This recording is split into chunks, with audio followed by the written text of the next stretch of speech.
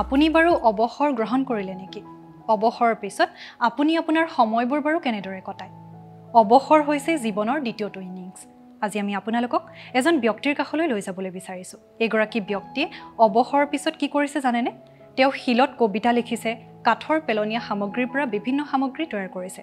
তাৰ উপৰিও তেওঁৰ ঘৰৰ ওপৰ মহলাত নিৰ্মাণ কৰিছে এটা পুথিভঁৰাল। আহকচোন সেই ঘৰখন আমি একেবাৰে কাষৰ পৰা চাওঁগৈ।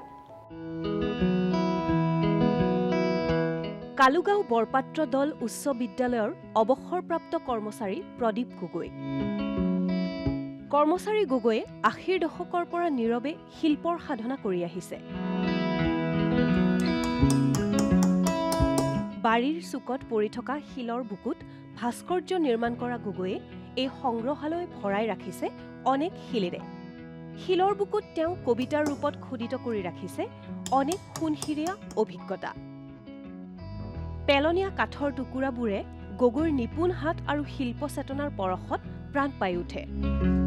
নিজা সৃষ্টিসমূহৰ লগতে এই সংগ্ৰহালয়ত তেওঁ পুৰণি দিনৰ অনেক স্মৃতি বিজড়িত মূল্যৱান সম্পদ অতি সুন্দৰকৈ নিৰাপদভাৱে সংৰক্ষিত কৰি ৰাখিছে। সংগ্ৰহালয়টো কৰিলোঁ মানে এই গোটেই বস্তুখিনি মোৰ সেই ঘৰটোৰ এটা ৰুমত আবদ্ধ হৈ আছিলে। মোৰ সদায় চিন্তা হয় মানে এইবোৰ ইয়াত যদি গোটাই থৈ দিওঁ, ল'ৰা ছোৱালীয়ে ইয়াক সংৰক্ষণ কৰি ৰাখিবনে নাৰাখিবনে, কি ৰূপত থাকিবতো একো ঠিকনা নাই। গতিকেলৈ মোৰ অভাৱ হ'ল যে নহয়, স্থায়ীকৈ ঘৰ অকণমান বনাই ইহঁতক যদি সংৰক্ষণ কৰি থৈ যাওঁ, তেতিয়াহ'লে বহুত বছৰ নাথাকিলেও ১০০ বছৰলৈ হয়তো থাকিব সিহঁতি। দুইমহলীয়া এই সংগ্ৰহালয়ৰ দ্বিতীয় মহলাত আছে এটা পুথিভঁৰাল।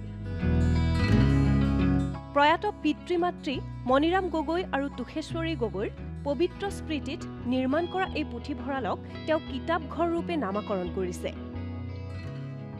এই কিতাপঘৰত গ্ৰন্থপ্ৰেমীৰ বাবে বিভিন্ন বিষয়ৰ ভালেমান মূল্যৱান গ্ৰন্থ থকাৰ লগতে আছে এই গ্ৰন্থ অধ্যয়নৰ সুবিধা। শিল্পৰ কোনো আনুষ্ঠানিক শিক্ষা নোহোৱা এই স্বভাৱ শিল্পীগৰাকীয়ে শিল্প সাধনাৰ বাবে ডাঙৰ ডিগ্ৰী আৰু উচ্চ শিক্ষাৰ সকলো সময়তে প্ৰয়োজন যে নাই, সেই কথাকে শক্তিশালীভাৱে প্ৰতিষ্ঠা কৰিছে। নিজৰ সৃষ্টিৰ জগতখনৰ সৈতে নিবিড়ভাৱে জড়িত হৈ থকা গগৈৰ জীৱনে নিজৰ মাটি আৰু মানুহক প্ৰচণ্ডভাৱে ভাল পোৱাৰ বাবে আনুষ্ঠানিক শিক্ষাৰ পৰিৱৰ্তে নিজৰ বায়ু, পানী আৰু মাটিৰ লগতেহে অধিক সম্পৰ্কৰ প্ৰয়োজন, সেই কথাক প্ৰত্যয়জনকভাৱে দৃঢ়তাৰে প্ৰতিষ্ঠা কৰিবলৈ সক্ষম হৈছে।